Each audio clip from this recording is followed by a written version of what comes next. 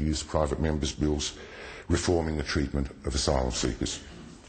Children and families were taken out from behind razor wire. The Ombudsman was made responsible to publicly report on people being detained for prolonged periods. Thousands of people on temporary protection visas were given permanent protection.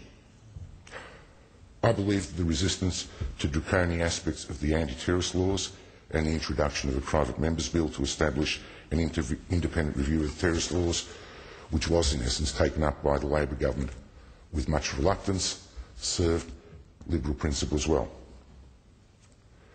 I do not pretend that our efforts had anything like total success. The Northern Territory laws were not struck down. The policy of mandatory detention was not abolished by either the Howard or the Rudd governments. What happened, however, was that the compromise achieved made a significant difference to the lives of thousands of vulnerable men, women and children. Mr. Speaker, for most of my life I have believed in the inevitability of progress. The reality is that many of the things that I believed were embedded parts of our polity, multiculturalism, the inclusiveness of Australian citizenship, the protections of civil rights, have been rolled back. Also rolled back has been a more decent treatment of asylum seekers.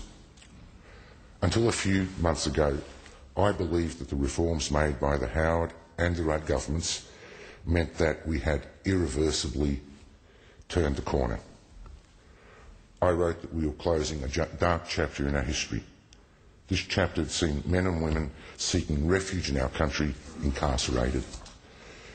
It had seen innocent people imprisoned for periods longer than convicted rapists, robbers and kidnappers. Escapees from persecution were demonised, detention centres traumatised not just the detainees but their guards. This chapter, I'm afraid, has been reopened. Regression has become the order of the day. With an increase in boat arrivals, asylum seekers are being subjected to increasingly virulent attacks. The Labor government has frozen the process of Afghan and Sri Lankan asylum seekers and is reopening the Curtin Detention Centre. Historically, Curtin is the most notorious of the detention centres that have all been places of despair and self-harm. Opposition policies would turn back boats, process asylum seekers in undisclosed third countries and restore the destructive temporary protection visas. These policies are cruel. They did not have my support. This regression does not reflect credit on either side of federal politics. Vulnerable people are again being made into a football to be kicked around in the interest of partisan politics. This is despite the facts and the best values of our society. The fact is that Australia's punitive approach did not deter people coming to Australia. Mandatory detention, charging asylum seekers with the cost of their detention, the introduction of temporary protection visas, and the Pacific solution did not deter. After mandatory detention was introduced, boat arrivals increased. After temporary protection visas were introduced, boat arrivals increased. Most of the people subjected to the Pacific solution were found to be genuine refugees and resettled in Australia and New Zealand. I do not believe that we have lost control of our borders. I do not believe that people smugglers determine who comes into Australia and who doesn't. We can support orderly processes, we can warn people against people smugglers, and we can warn them not to risk their lives on unseaworthy boats. We have to realise, however, that escaping from persecution is not an orderly process. Desperate people do take desperate measures.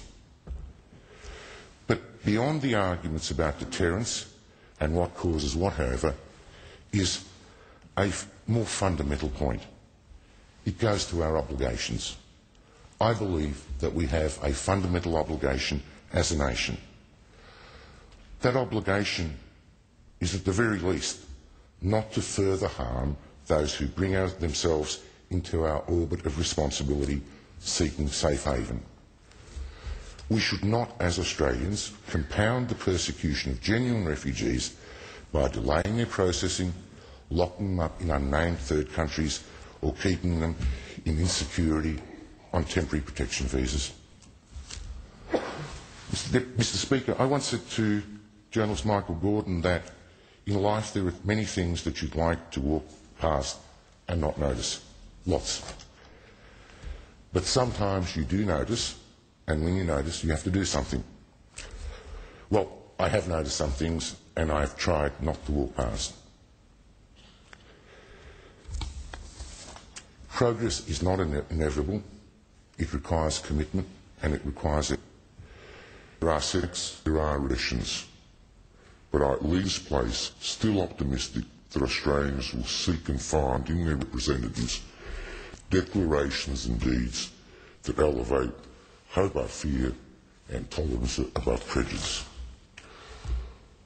I am optimistic that they may be proud of the laws made by their parliamentarians and the contribution they make to help build a fair, decent and civil society for quickly coming generations. We here each bear a responsibility for our nation's calling and our nation's standing. Mr. Speaker, it has been a profound honour to serve the nation as a member of the Australian Parliament. I am proud to have been part of this place during this time. Thank you.